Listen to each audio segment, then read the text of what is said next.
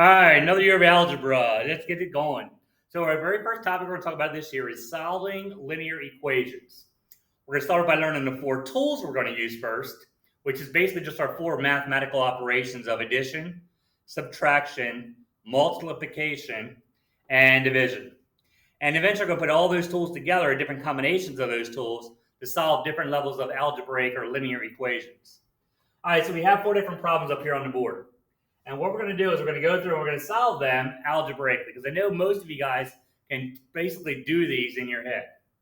All right, so this first one is addition. So what you want to do is you want to get to a point where it just says x equals your answer. So you want to get x all by itself. Well, it says plus 4 here. So we have a positive 4. We want to get rid of that. So we want to subtract 4 to get rid of that.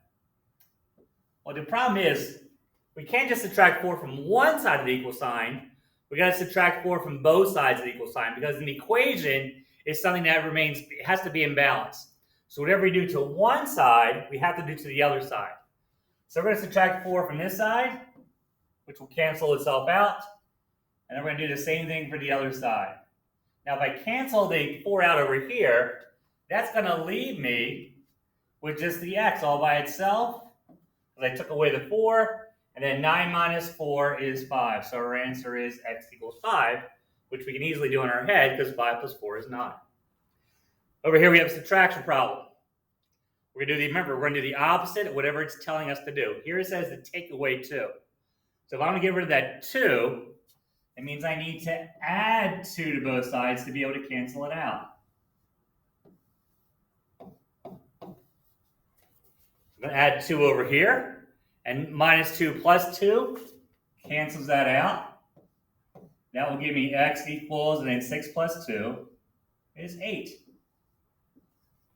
My board's acting a little crazy today, just moving around a little bit. All right, so we did addition, we did subtraction. Now we're going to get down here to multiplication. So now it has 4x equals 24. Well, when they're side by side like this, what that means is we're going to multiply 4 times some number, and we're going to get the answer of 24. So when they're side by side, that means you multiply them together. We're going to figure out what this number is. So the opposite of multiplying would be to divide. So I want to divide this side by 4 to get rid of that 4. But like I said, whatever I do to one side of the equal sign, I have to do to the other. So I'm going to divide that side also by 4. So if I cancel both of these out, once again, I have x all by itself. And 24 divided by 4 would be 6. All right, last, division. So this over here says some number divided by 2 is going to equal 10. So we're going to figure out what x is going to equal. All right, so the opposite of dividing would be to multiply. So I'm going to multiply both sides of the equation by 2, because I'm going to get rid of that 2 on the bottom.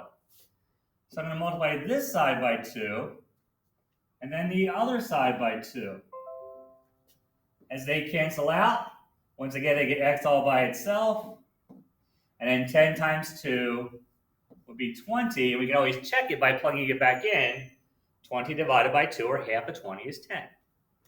All right, so those are the four tools we're going to use. Now let's put them together for some more algebraic linear equations. All right, so here we have 3x plus 5 equals 14. So the x kind of belongs to this term right here. Oops. So we're going to save that for last because the x is attached to it. There's no x, there's no variable attached to 5. So let's get rid of the 5. And remember, it says plus 5. So that means we're going to subtract 5. We're going to take away 5 from here on that side of the equation, and also 5 on the other side of the equation. That will cancel out the 5, just like we did in our first step. All right, that's going to bring down not just x, but the entire 3x. I'm going to bring down my equal sign, and then 14 minus 5 would be 9. So now I have a much smaller equation. We've gotten rid of the plus 5. All right, so this means 3 times x equals 9. So the opposite of multiplying would be to divide. So to get rid of that 3, I want to divide by 3. That allows me to cancel those out. Well, I can't just divide one side by 3. I have to divide both sides by 3. So here I'm left with my x equals 9 divided by 3 would just give me 3. And then we'll box in our answers like I require my students to do on their homework and on their test. All right, over here, now we get 2x minus 1 equals 7. So once again, the x is kind of attached to that term. And instead of minusing 1, we're going to add 1 to both sides to get rid of that 1. And add to both sides of the equal sign. Sometimes in some of your math classes, your teachers might put a fence down there. Or maybe if when you're in pre-algebra, they put like a little fence down there where your equal sign is. And then they'll tell you whatever you do to one side of the fence, you have to do to the other side of the fence. So math teachers have different ways of teaching stuff, but it's all basically the same terminology. All right, so the 1's cancel out. Then I'm left simply with 2x. That fence is my equal sign.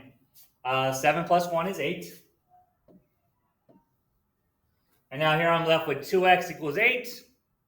Which means 2 times something equals 8. So the opposite of multiplying is to divide. We divide both sides by 2. So x equals 4. All right, those are kind of straightforward. Now let's get a little bit more difficult. A little more tricky.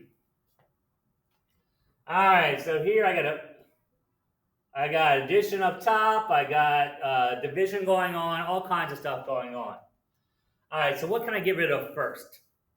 Well, that 5x and that 3 are kind of the numerator of a fraction. And fractions are nothing more than division problems. So the best way here is to get rid of that 2 on the bottom. So what's the opposite of dividing by 2? That's right, to multiply by 2. So I'm going to multiply this entire side by 2. Whoops. There we go.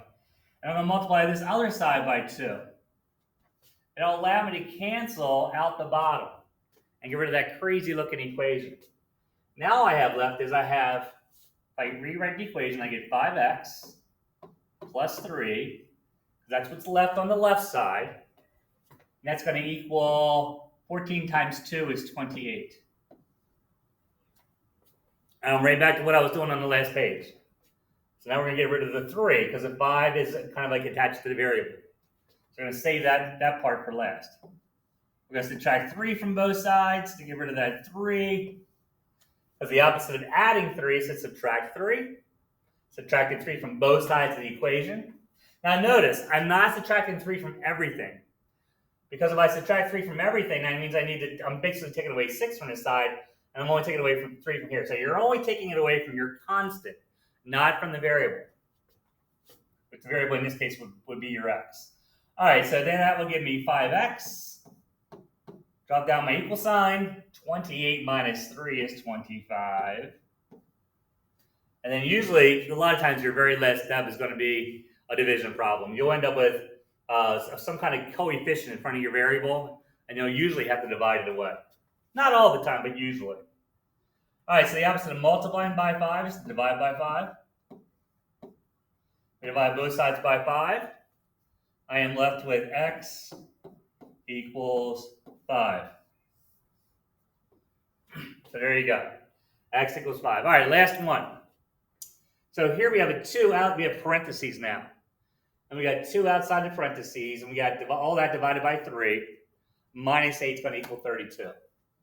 All right, so a lot of times when you see parentheses, you can go through and you can distribute it, which means you multiply everything inside the parentheses by 2. You can start off that way if you want. It won't mess you up.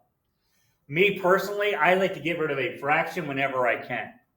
So what we're going to do, oops, you know what? We're not going to get rid of the fraction first. Let's get rid of the 8 because this whole thing right here is kind of like a big term. And let's actually get rid of that, the negative 8 right there.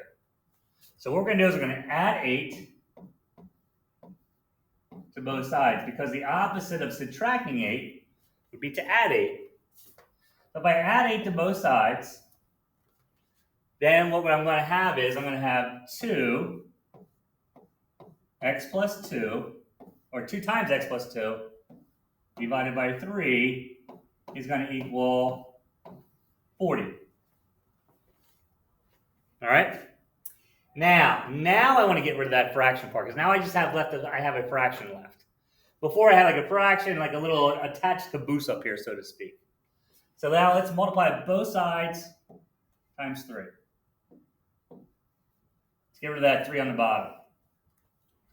All right, the next 3 cancels out.